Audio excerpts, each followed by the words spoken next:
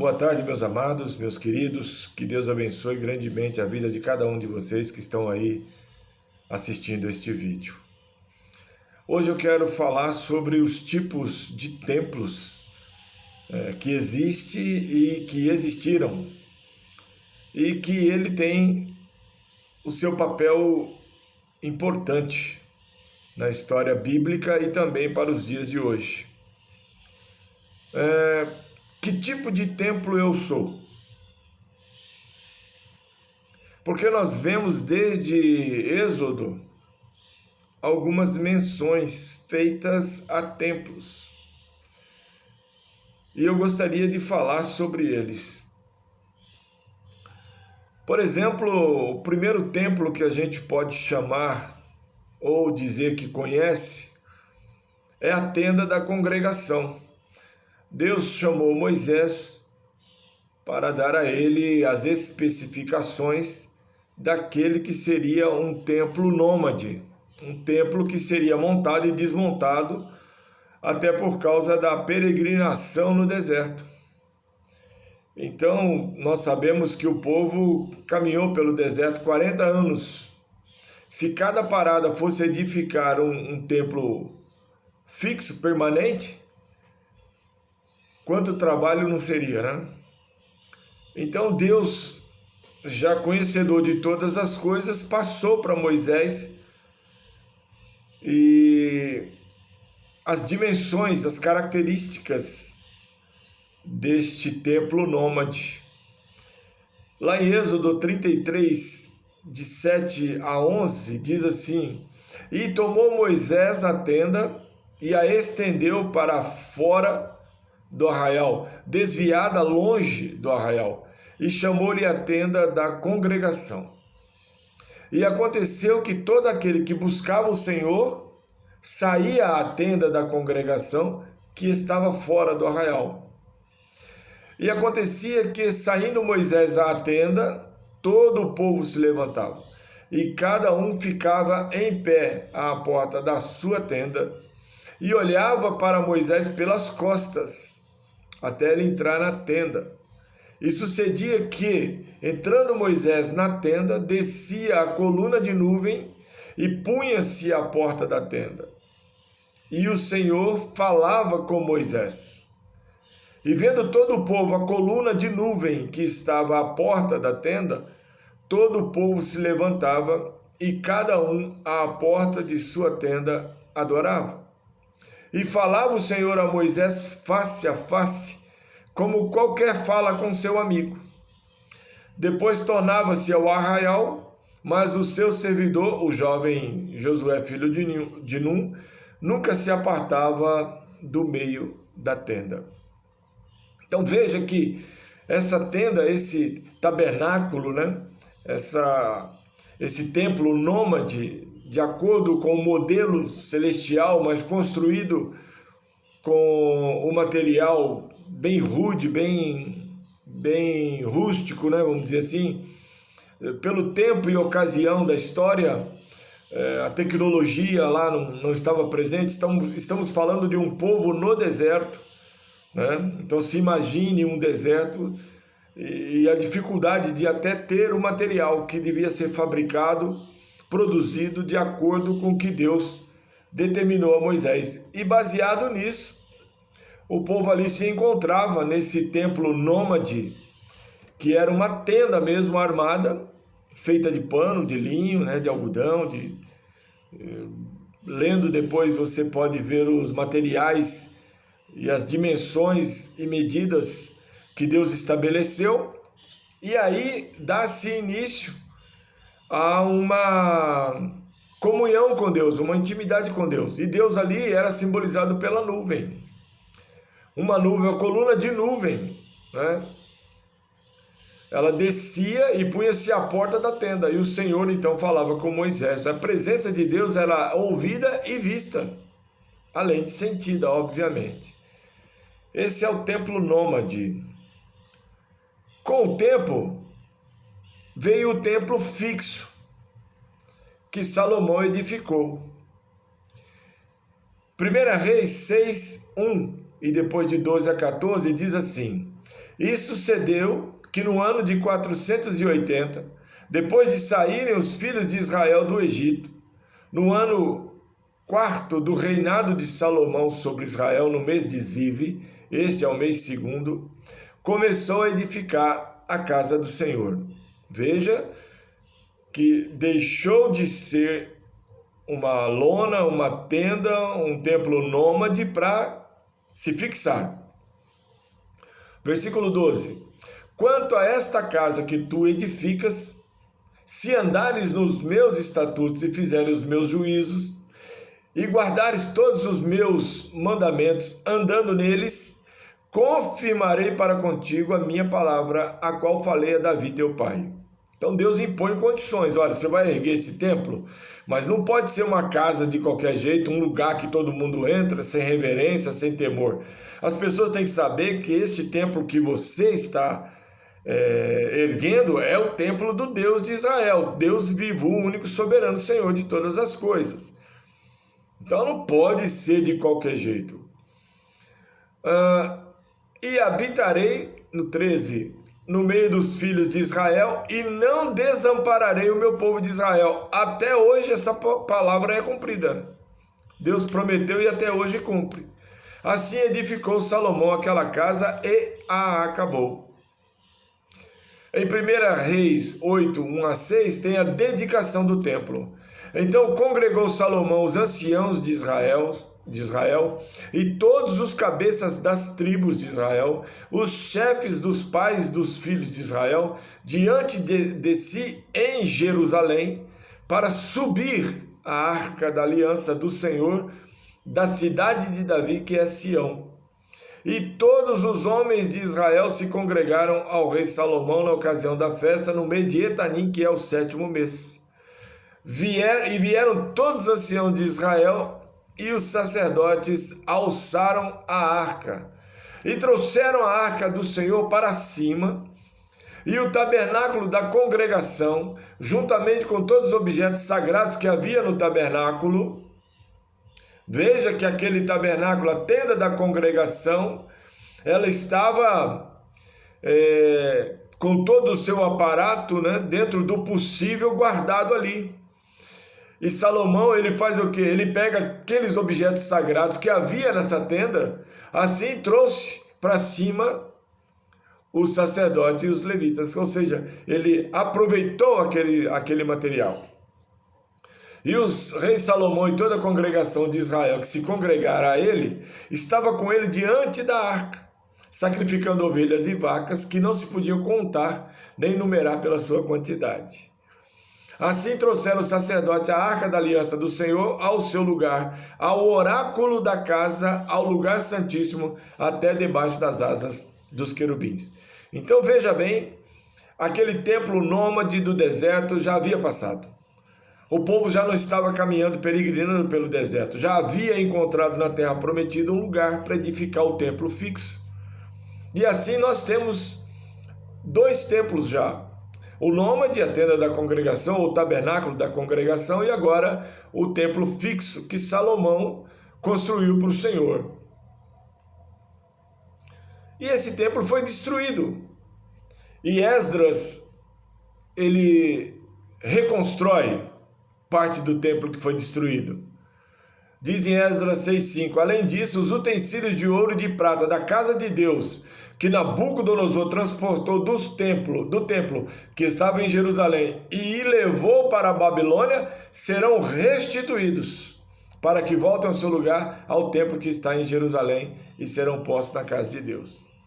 Quando Nabucodonosor vem e leva cativeiro o povo, levou também todas as riquezas, mas o Império Babilônico caiu sob a mão dos persas e dos medos, ou dos medos e persas.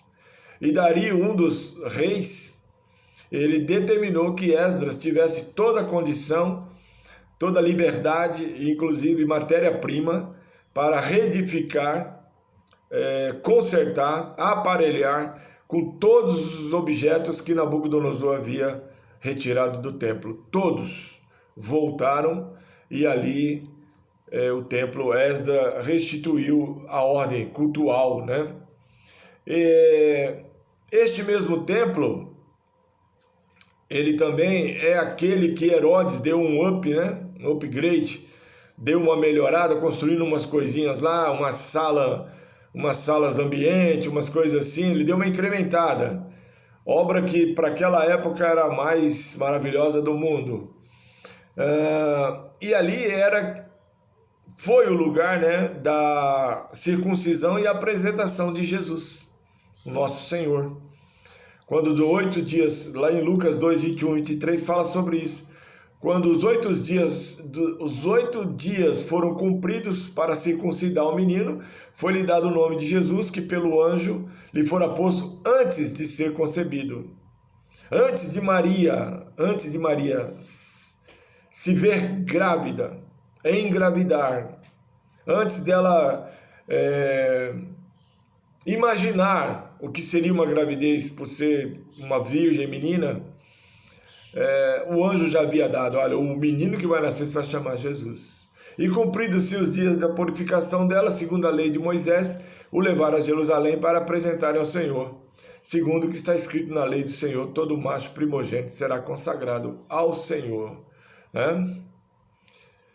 E também foi ali que Jesus, entrando em Jerusalém, no templo, né, visto em redor como se já fosse tarde, saiu para Betânia com os 12. E vieram a Jerusalém, entrando no templo, começou a expulsar os que vendiam e compravam no templo.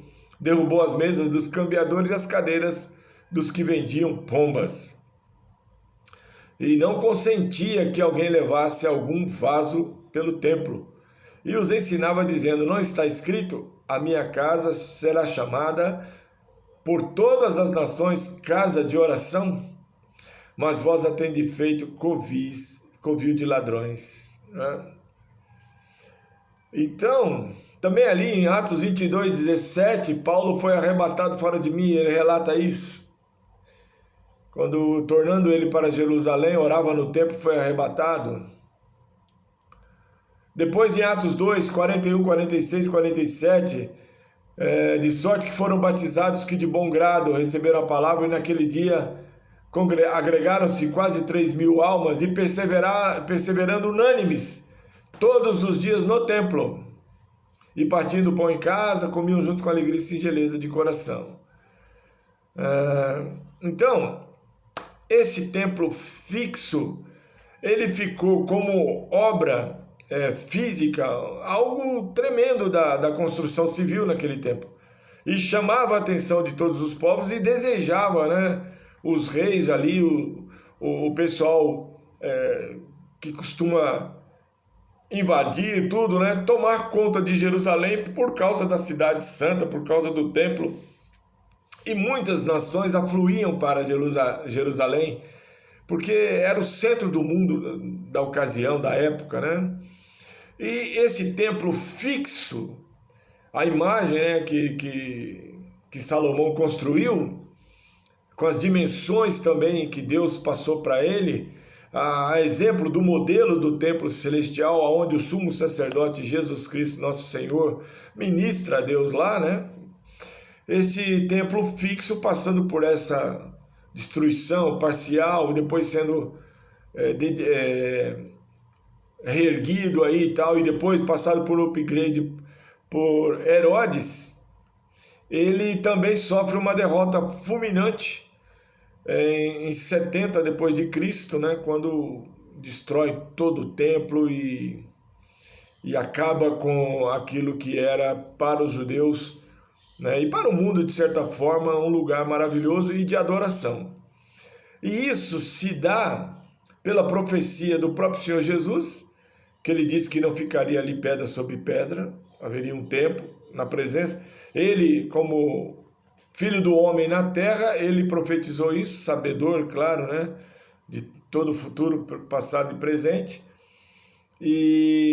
Mas quando no advento da sua morte, o véu do templo se rasgou ali, sinalizando que aquele prédio, a função espiritual daquele prédio, daquele templo, para o povo de Israel havia terminado. Ele fazia parte do período da lei. Por isso que se buscam os legalistas judaicos levantar esse templo. Ele tem um motivo, né? Além de profético da parte de Deus, ele tem um motivo muito, muito forte espiritualmente falando para os nossos irmãos lá os judeus de Israel. Então o que acontece? Esse templo, quando Jesus morreu na cruz, a palavra de Deus, ou o próprio Jesus, que é a palavra de Deus, diz que o véu do templo se rasgou. Então, por que o véu do templo se rasgou de cima a embaixo? Porque a ordem veio de cima, a coisa aconteceu de cima. O desejo era a vontade de Deus supremo de cima. Então ele rasgou de cima a embaixo, Deus falando para nós, olha, o templo sacerdotal, o sumo sacerdotal, aquela coisa de sacrifício, com o sacrifício de Jesus, meu filho, cessou-se, acabou. Então não era necessário mais o sacrifício de animais, não era necessário mais o sumo sacerdote uma vez espiar os pecados do povo. Acabou. A função prática, operacional do templo acabou. Acabou. Então começou lá no deserto um templo para que Deus falasse diretamente com aquele povo. Os 40 anos ali no deserto e talvez alguns anos mais para frente, até suscitar Deus no coração de Davi, que queria, mas por causa do seu pecado não pôde construir o templo. Lembremos aqui que ele pecou 2 vezes, obviamente que mais, mas estou dizendo especificamente para sujar suas mãos de sangue. Ele, além de ter relação com uma mulher casada, ele ainda engenhou, né? Tramou a morte do marido. Então Deus falou, não, tuas mãos não podem seguir nesse projeto. E o filho dele, Salomão, fez isso, edificando um templo. Então deixou-se o templo nômade, o tabernáculo da congregação, a tenda da congregação, e se tornou um templo fixo em Jerusalém, aonde todos afluíam para adorar a Deus. E chegou um momento em que Jesus, cumprindo literalmente a lei, porque desde Gênesis até a morte do Senhor Jesus, a lei imperou, e ele diz que não veio abolir a lei, mas veio cumprir, e é verdade, porque se ele abolisse a lei, ele não estaria dentro das profecias, então ele veio cumprir a lei. Ele foi circuncidado ao 8º dia, ele fez o bar mitzvah lá com os rabinos da época, com 12 anos para 13, ele andou dentro dos costumes judaicos. Mas quando começou o ministério dele, ele veio trazer o reino de Deus para a terra. E o reino de Deus não tem legalismo. Como é que ele traz um reino cheio de ordenanças legalistas? O céu é diferente. Então ele estava trazendo um reino agora celestial. Ele estava trazendo a pátria de todo ser humano, né? A pátria celeste para a terra. Ele estava implementando aqui algo maravilhoso. Então o Senhor Jesus, ele viu lá com a sua morte o templo sendo aberto a qualquer pessoa que por ele, mediante a fé nele, quisesse entrar, quisesse acessar. Então não tem mais aquela de todo mundo ir para Jerusalém para o templo. Não tem mais. Há muitos anos isso acabou. Não tem mais aquela coisa da Arca da Aliança estar lá e uma vez no ano o sumo sacerdote entrar com um sininho preso nas suas vestes, porque se ele tombasse lá, né, se parasse o sininho, né, de bater, é sinal que ele parou. Né?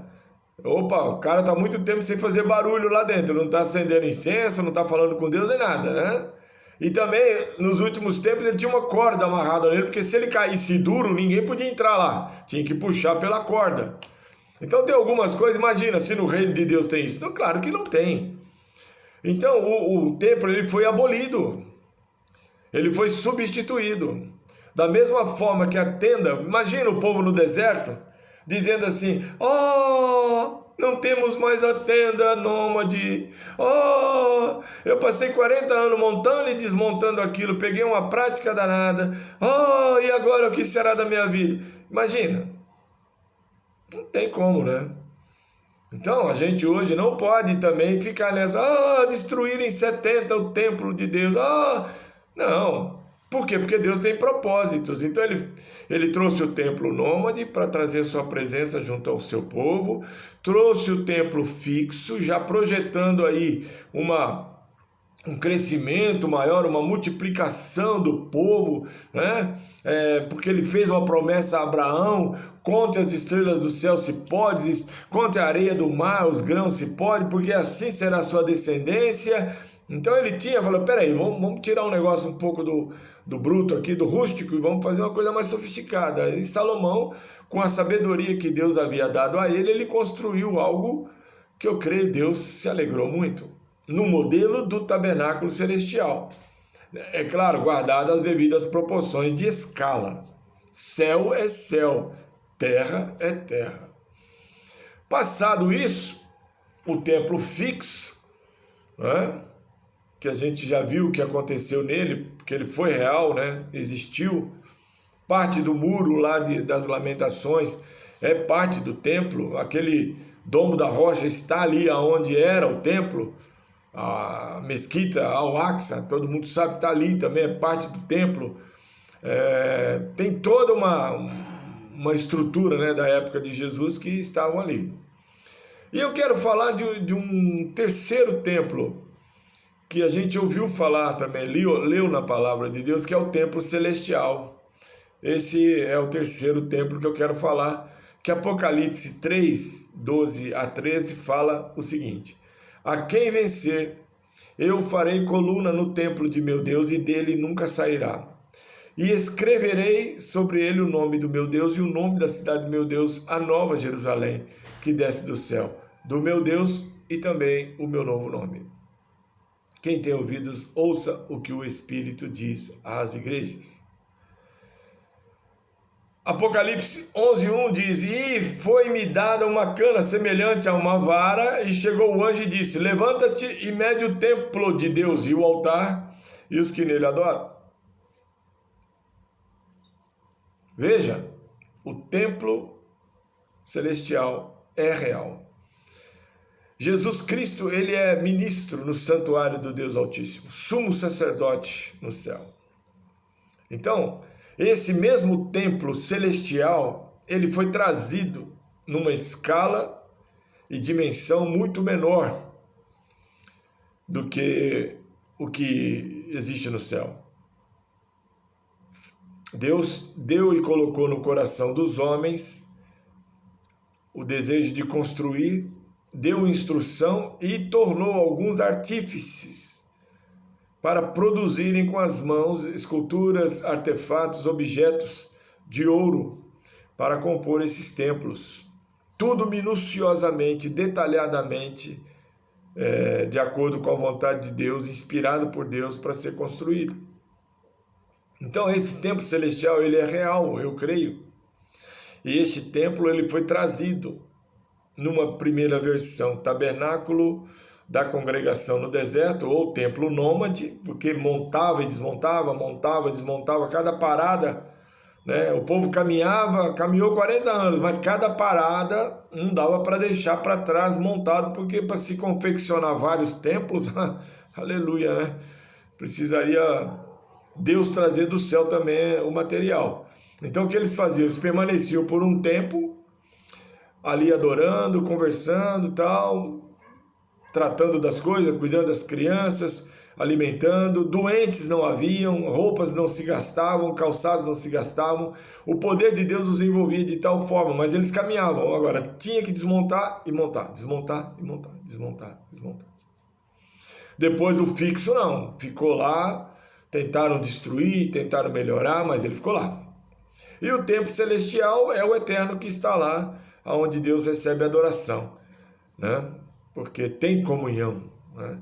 E aqui vai um detalhe, né? Se Deus, que é adorado nos universos criados, nos céus criados, porque eu acho que até é pouco ainda falar pelo poder dele, tem um lugar que ele recebe adoração, é óbvio que a gente tem a permissão de ter este lugar também para adorá-lo, né?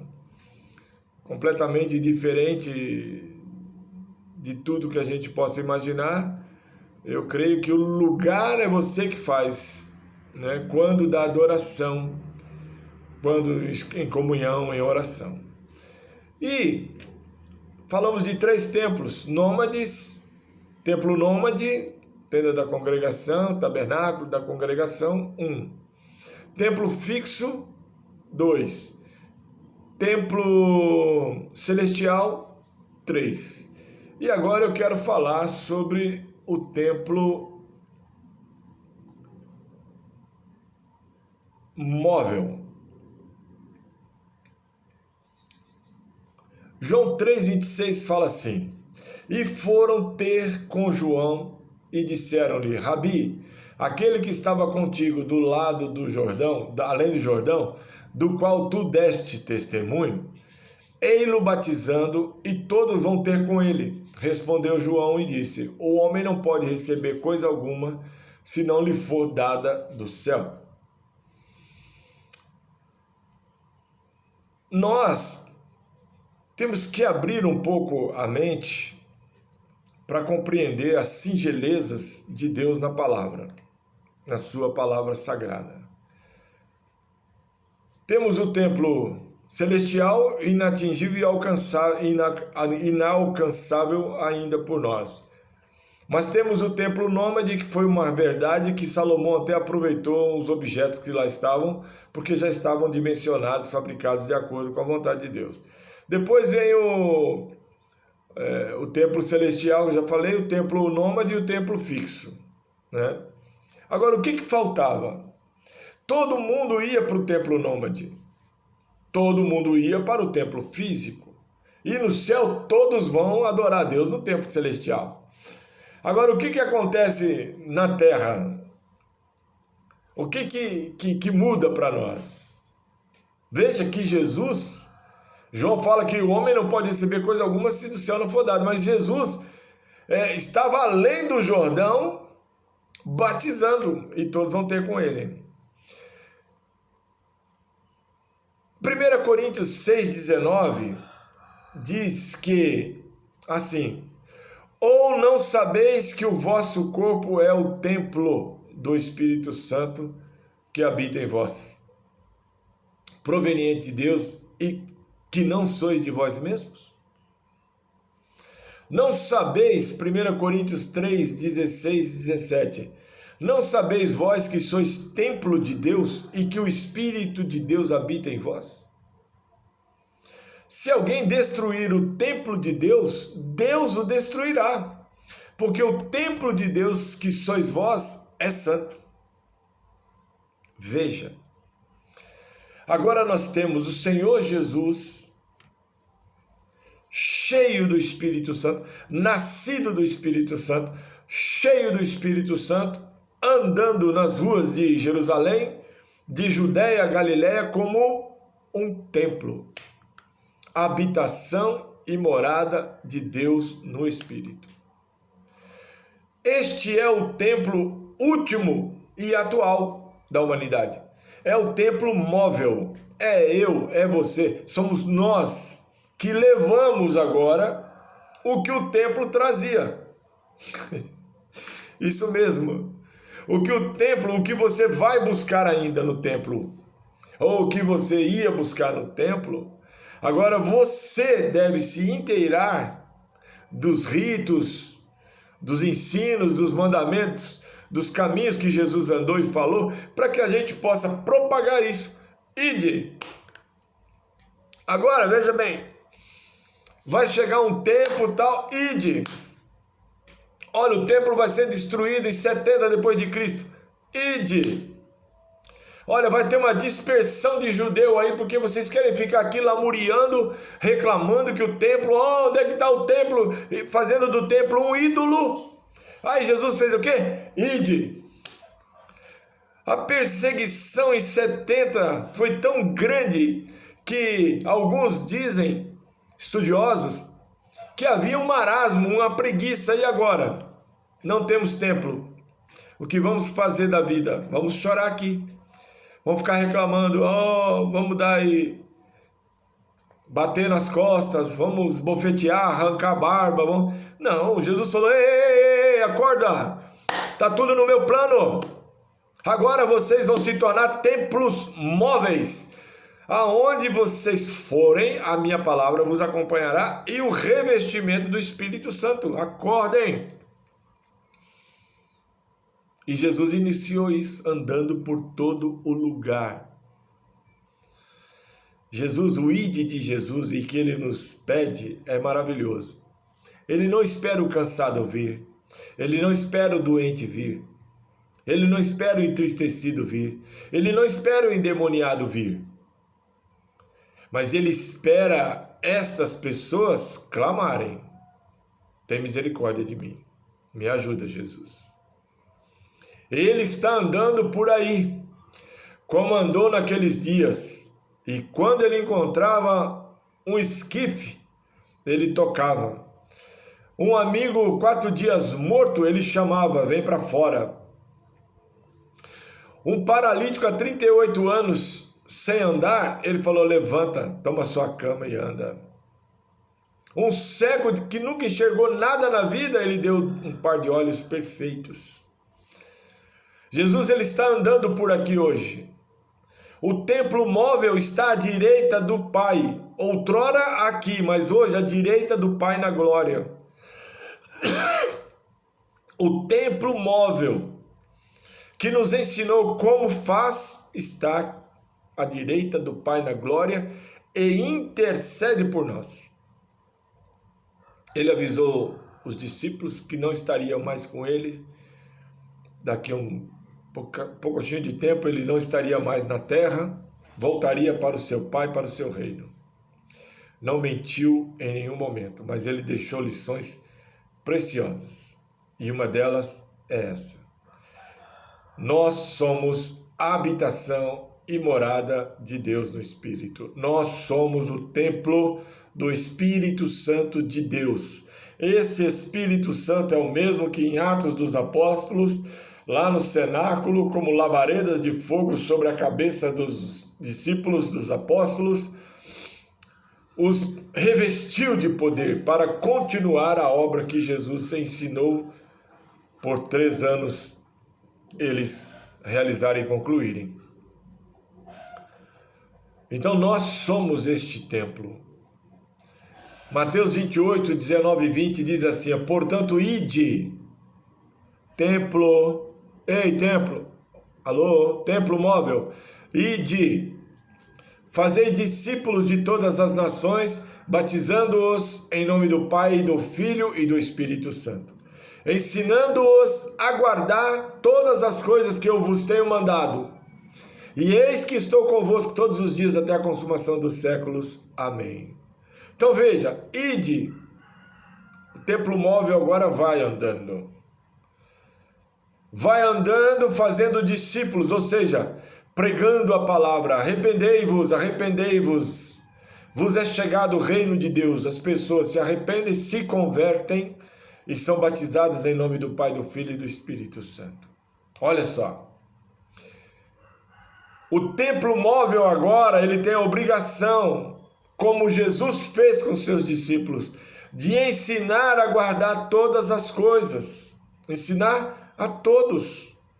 Porque o templo móvel, ele não escolhe rua para ir, bairro para ir, cidade para ir, nação para ir, ou até mesmo ele não escolhe casa para ir.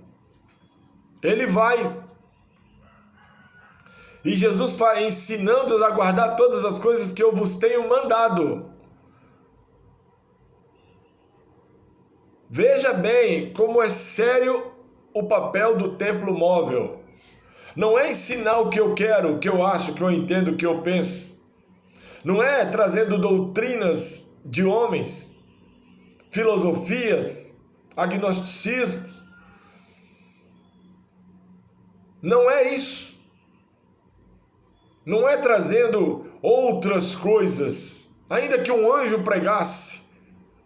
Essas coisas não servem, porque o evangelho da salvação, as boas novas, já é suficiente para salvar o perdido pecador.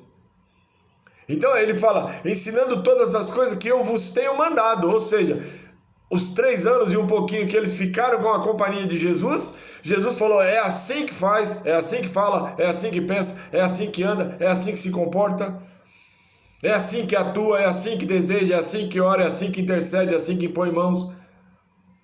É assim que você trata autoridades, é assim que você trata o pobre, é assim que você trata a viúva, é assim que você trata o órfão, é assim que você trata o estrangeiro, é assim que você trata você, é assim que você se cuida. Então, tudo que Jesus mandou eles fazerem é o que eles querem, é o que ele quer que seja ensinado. E ele garante: eu estou convosco todos os dias, até a consumação dos séculos. João 2,19-21 diz: e Jesus respondeu e disse-lhes: derribai este templo e em 3 dias o levantarei. Disseram, pois, os judeus: em 46 anos foi edificado este templo e tu o levantarás em 3 dias? Mas ele falava do templo do seu corpo. Por que Jesus deu essa conotação ao templo do seu corpo? Porque ele ali já prenunciava que tanto ele, cheio do Espírito Santo, seria conduzido pelo Espírito Santo, revestido pelo Espírito Santo e faria as obras que Deus, pelo Espírito Santo, permitiria que ele, como filho do homem, fizesse. Da mesma forma somos nós hoje revestidos. Derruba esse templo hoje e em 3 dias, disse Jesus, o levantarei. Da mesma forma, a promessa que aconteceu com Jesus acontecerá conosco. Claro que o plano de Deus para Jesus era um, para nós é semelhante, mas algumas nuances não se contam. Mas eu sei que Jesus prometeu que eu serei ressuscitado se eu morrer nele. Então ele prenunciou e confirmou, porque ele foi ressuscitado, andou 40 dias com seus discípulos na terra, pregando, ensinando, e no final de 40 dias foi assunto ao céu. Todo olho que estava lá viu. Inclusive os 2 varões anjos que estavam lá dizendo: ó, do jeito que vocês estão vendo ele ir, ele vai voltar. Então nós somos este templo. E vamos, se o homem, por causa de perseguição, aflição, calúnia, guerras, qualquer tipo de ação contra o crente, matar o crente, a esperança do crente é a ressurreição em Cristo Jesus. E isso é verdade porque ele experimentou. Ele falou: tá vendo? Eu não falei para vocês que eu ia morrer e ressuscitar depois do 3º dia? Tá aí, ó. No 3º dia eu ressuscitei. Então todas as palavras de Jesus são verdadeiras e são fiéis, relacionadas a nós, os que cremos. Por isso nós somos esse templo. Os templos depois, 12 templos depois que ele escolheu, chamado apóstolos, tiveram as suas vidas, com exceção de João, tragicamente tiradas. Tragicamente foram mortos. Mas eles já não davam valor à vida como davam antes de conhecer Jesus. Porque eles sabiam que há uma esperança eterna. E estes 12 homens hoje fazem parte dos fundamentos da cidade celestial, Jerusalém, que descerá do céu. Estes homens vão julgar as 12 tribos de Israel. Então, quando eles entenderam os mistérios pelo Espírito Santo, de que eram templos móveis, direcionados pelo Espírito Santo, para ir aonde o Espírito Santo mandava, falar o que o Espírito Santo colocava no coração para falar, no tempo que o Espírito Santo queria que eles usassem para falar, nos escapes que o Espírito Santo dava, não vai lá porque o negócio está feio. Então esses homens revestidos, templos móveis que eram semelhantes ao que nós somos hoje. É que eles tinham essa consciência mais apurada do que a nossa hoje. Nós ainda temos o modelo romano de templo fixo. Nós ainda temos o modelo romano de alguém te ensinar, te falar. E a própria Bíblia diz que não precisará que ninguém vos ensine. Porque eu mesmo ensinarei. O próprio Espírito Santo ensina. Se você ler a palavra, se você meditar na palavra, o próprio Espírito Santo, ele ensina. Então é isso. Somos templos móveis. Você, eu, nós. Somos templos e habitação do Espírito Santo de Deus. juntamente com o nosso espírito, dando estratégias, sabedoria, conhecimento, distribuindo os dons conforme Ele deseja. Para que 9 dons na minha vida se eu não vou usar nenhum? Incoerência é coisa terrena, não é celestial. Por que ter tanto para ser cobrado pelo tanto que eu recebi e se eu não vou dar conta? Deus me daria algo a mais só para meu prazer e correr o risco de perder a graça? Porque a palavra diz: quanto mais é dado, mais é cobrado. E se eu for cobrado e não conseguir pagar? Então Deus não erra nas suas medidas. Ele dá uma medida de tudo para todo mundo, de acordo com a estrutura de cada um. Deus respeita o indivíduo e a sua individualidade. Ele conhece os pormenores de cada um de nós. Então é importante nós sabermos que somos templos móveis do Espírito Santo de Deus. Aonde formos e colocarmos as plantas dos pés, nós devemos proclamar de uma forma ou de outra, conforme a orientação do Espírito Santo de Deus, o Evangelho da salvação. Talvez você foi num lugar e que houve uma eloquência, o seu intelecto foi usado, o lado acadêmico e cultural foi preponderante. E você lá semeou algumas sementes. De repente, você mesmo foi em outro lugar, onde o cenário não era propício para toda essa bagagem acadêmica, intelectual, e que meramente num trabalho, num serviço, numa frase, numa palavra, você também semeou muitas sementes.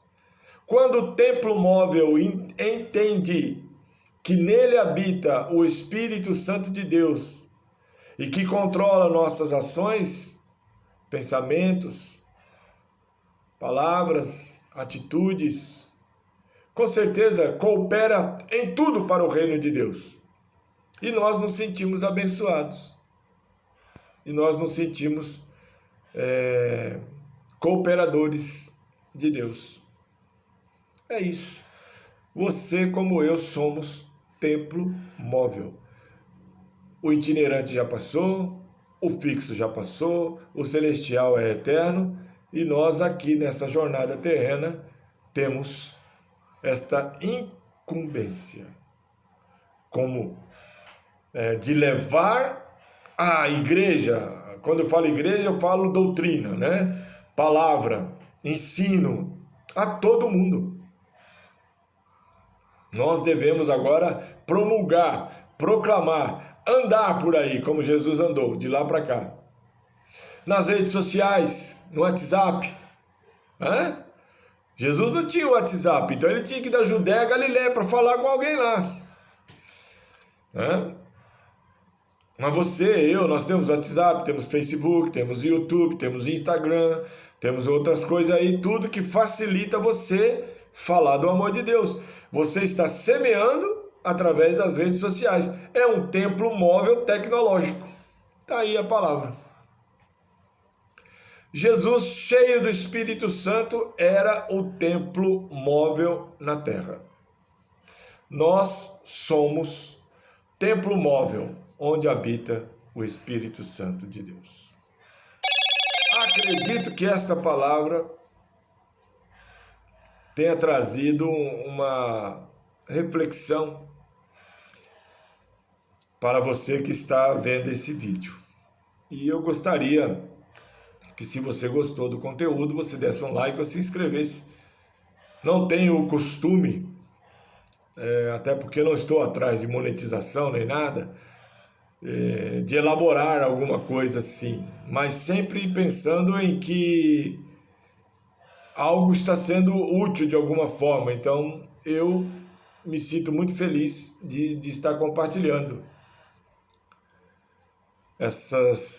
esses vídeos, né? Pelo menos para despertar. De repente você pegou a Bíblia aí e falou: peraí, deixa eu ver o que esse irmão está falando. Deixa eu ver o que esse irmão está falando. Vou lá, pelo menos isso, eu já ficaria super feliz se eu visse pelo menos isso, você ir lá confrontar o que eu estou falando. Mas eu espero profundamente que nós tenhamos essa mente de templo. Agora é a hora do templo, nós buscar os perdidos. O ID, lá que Jesus inaugurou. João 14, o nosso corpo é o templo do Espírito de Deus, ficou claro. João 14, 17 diz: o Espírito de verdade que o mundo não pode receber, porque não o vê, nem o conhece, mas vós conheceis, porque habita convosco, estará em vós. Esse é o Espírito Santo de Deus, o Espírito da verdade. A verdade é uma das características dele. E ele estará em nós. Então, toda a direção que tomarmos como templo móvel em favor do reino e de salvação, ele contribuirá conosco. 2 Coríntios 6,16. E que consenso tem o templo de Deus com os ídolos? Qual consenso? O que tem de igual? Porque vós sois o templo do Deus vivente. Como Deus disse, neles habitarei e entre eles andarei. E eu serei o seu Deus e eles serão o meu povo. Então, não tem consenso nenhum o templo de Deus com ídolos. Ou você se distrai pelos ídolos, ou você se distrai, ou... Melhor dizendo, né? Quando eu falo distrair, não é alegria, em vez de você ter 100% focado, né, em Deus, você desviou um pouco a atenção. Ou você faz isso, ou você não faz isso. Eu aconselho, como templo de Deus, não ter nada a não ser o mediador, Jesus Cristo, entre Deus e os homens. O discurso de Pedro no dia de Pentecostes, Atos 2,17. E nos últimos dias acontecerá, diz Deus, que do meu espírito derramarei sobre toda a carne. E os vossos filhos e vossas filhas profetizarão, os vossos jovens terão visão, os vossos velhos terão sonhos, e também do meu espírito derramarei sobre os meus servos e minhas servas naqueles dias, e profetizarão. Onde é que antigamente havia isso? Todas essas coisas aí, ó, derramar o espírito, ensinar a palavra, onde tinha isso naquele tempo? Saía profecias, né? No templo fixo. Um templo fixo. Isso era comum. Como o templo fixo hoje não existe, e se os judeus entendessem isso, era muito legal, hoje o templo somos nós. Então, através de nós, com o Espírito de Deus derramado em nós, habitando em nós, vamos e estamos vendo nesses dias, porque essas promessas são para os últimos dias. Nós vamos ver os jovens tendo visão, os velhos tendo sonhos, filhos e filhas profetizando. Não é isso que a gente está vendo? E isso é motivo de quê? Por causa de quê? Porque Deus falou que nos últimos dias derramarei do meu Espírito. Então você, templo, é cheio do Espírito Santo de Deus. Profetize, sonhe, tenha visão, porque é uma determinação de Deus.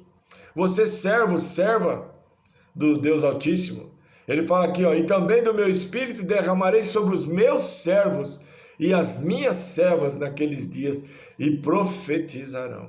Olha só.